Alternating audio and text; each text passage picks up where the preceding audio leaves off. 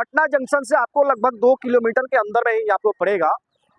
दूसरी बात, अगर आप एयरपोर्ट से आते हैं तो मैक्सिमम 6 से 7 किलोमीटर के आसपास पड़ेगा। बात करते हैं सर, यूपी है, बिहार है। अच्छा, अगर भैया के ऊपर अगर किसी प्रकार की आँच आ जाएगा तो भैया के आँच आने से पहले हम लोग का सामना करना पड़ेगा। तो नमस्कार, इस वक्त पटना में है। जैसे कि आप सभी को पता है, कल चंद्रशेखर आजाद जी का कार्यक्रम बापू सभागार में होना है।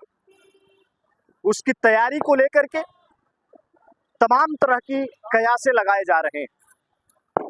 जैसे कि मैं आप सभी को बता दूं, भारत का सबसे बड़ा संगठन और खासकर अगर बात की जाए तो विश्व की सबसे बड़ी संगठन जिसको भीम आर्मी बोलते हैं, भीम आर्मी आजाद समाज पार्टी के संस्थापक चंद्रशेखर आजाद जी का कल आगमन है पटना में।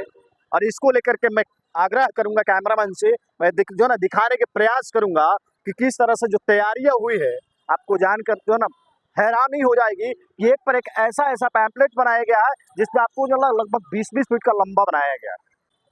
कल इसी बापू सभागार में दलित वंचित शोषितों की मजबूत आवाज चंद्रशेखर जी के आगमन है। और मैं आपको बताना चाहूंगा, लगभग रेलवे स्टेशन पटना जंक्शन से आपको लगभग 2 किलोमीटर के अंदर में ही आपको पड़ेगा।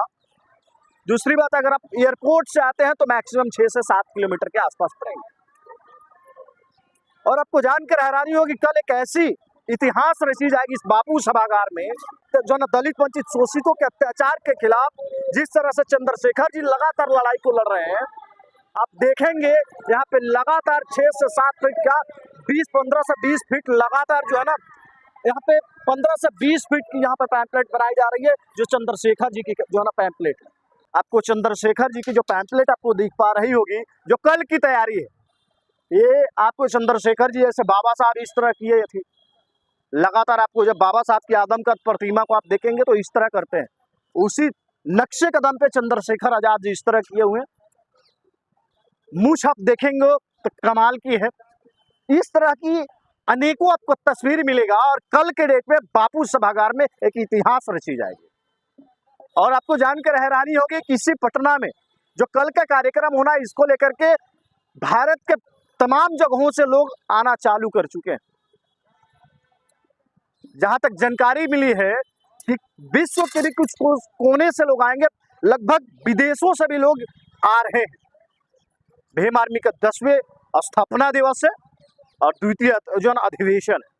यहाँ पर उपस्थित तमाम लोग हैं, जैसे कि अब मैंने आपको पहले ही बताया कि लगभग बिहार के तमाम कोने कोने से लोग आ रहे हैं। और जहाँ तक जानकारी मिली कि ये चंद्रशेखर जी के कार्यक्रम को लेकर के पिछले 6-7 दिनों से यहाँ पे है। क्या नाम हुआ? मेरा नाम सोनू देवराज है, बिहार सीतामढ़ी जिला के रहने वाले हैं। अच्छा, ये जो जानकारी मिली, आप लगातार 5-6 दिनों से लगातार है, किस लिए है? भैया के प्रोग्राम में आए हैं, भैया के हाथों को मजबूत करने आए हैं। अच्छा, आपको क्या लगता है जिस तरह से ये क्राइम कैपिटल बिहार बना है, अगर भाई साहब का आगमन है तो इसको लेकर के थोड़ी बहुत संदेह होनी चाहिए? क्या बात करते हैं सर, यूपी है, बिहार है। अच्छा, अगर भैया के ऊपर अगर किसी प्रकार की आँच आ जाएगा तो भैया के आँच आने से पहले हम लोग का सामना करना पड़ेगा।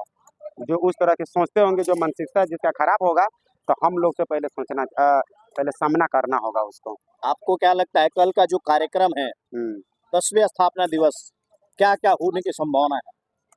क्या क्या भैया के 10वां स्थापना दिवस है, उनके बाद में जो विशेष करके राजनीतिक मुद्दा भी बात होगी कल। जो हाल में ही बिहार के विधानसभा का चुनाव है। अच्छा, चलिए, बहुत बहुत शुक्रिया। कहाँ से आए हैं आप? बिहार सीतामढ़ी जिला से। सीतामढ़ी जिले से हैं? जी। कल का कार्यक्रम आप 6 दिन पहले आते हैं, इसलिए भैया के लोग फैन होंगे। अच्छा। मैं उनका बहुत बड़े दीवाने हैं। अच्छा, हाँ, बिहार में कहीं भी प्रोग्राम होता है, सिर्फ हमको पता तो ही जाता है, पूरे सोशल मीडिया है, हम जरूर पहुँचते हैं। चलिए, बहुत बहुत शुक्रिया। जैसा कि यहाँ पे आप देख पा रहे होंगे, भीम आर्मी के राष्ट्रीय अध्यक्ष हैं विनय रतन सिंह, जो है ना, इनका भी किस तरह से लगातार जो है ना तस्वीरें, इस तरह की अनेकों तस्वीरों आपको जो है ना कल के डेट में मिलेगा। आपको जो है ना जानकर हैरानी होगी, ये जो कार्यक्रम होना है, ये विश्व की इतिहास रची जाएगी कल इसी बापू सभागार के अंदर। मैं आपको फिर से बताना चाहूंगा, अगर आप रेलवे स्टेशन से आते हैं तो लगभग 2 किलोमीटर के आसपास पड़ेंगे। अगर आप एयरपोर्ट से आते हैं तो मैक्सिमम 6 से 7 किलोमीटर पड़ेंगे। आइए कल मैं पुनः आपको बताना चाहूँगा कि अगर आप गांधी मैदान आते हैं तो गांधी मैदान अगर 4 के पास आप आते हैं तो बापू सभागार आपको बड़ी सी बिल्डिंग है ज्ञान भवन के बगल में, आपको दिख जाएगी। बाकी वीडियो देखने के बाद आपको क्या लगता है कमेंट सेक्शन में अपनी राय जरूर दीजिए। बहुत बहुत शुक्रिया।